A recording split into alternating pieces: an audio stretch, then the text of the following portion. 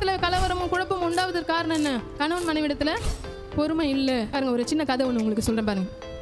ஒரு கணவன் தன் மனைவியிடத்தில் காலை வேளையில் காஃபி கேட்டார். அந்த அம்மாவும் காஃபி போட்டுட்டு வந்து கணவரிடத்தில் கொடுக்கும் பொழுது காஃபிக்குள்ள ஒரு எறும்பு செத்து கிடந்தது. இதை பார்த்தவொடனே அவருக்கு பயங்கர டென்ஷன் ஆயிட்டாரு. இந்த கணவர் மனைவியை கூப்பிட்டு சத்தம் போடுறாரு. மனைவி மட்டும் சும்மாவா, அது சின்ன எறும்பு தானே, எடுத்து போட்டு குடிக்கிறதுல உங்களுக்கு என்ன? அம்மாவும் சத்தம் போடுது. பாருங்க, சந்தோஷமா இருந்த குடும்பம் சமாதானத்தை இழந்து தவித்தது. கொஞ்சம் விட்டு கொடுத்து போயிருக்கலாம்.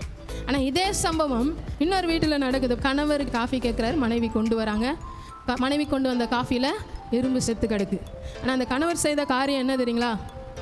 கணவர் மனைவியை கூப்பிட்டு ஒரு சொன்ன காரியம், ஏம்மா உன் டீக்கு நான் தான் ரசிகன் நினச்சேன், என்னை விட தீவிர ரசிகன் ஒருத்தன் இருக்கிறான், அவன் உள்ள உயிரே விட்டான் பாரு உன் டீக்காக அப்படின்னாரான்.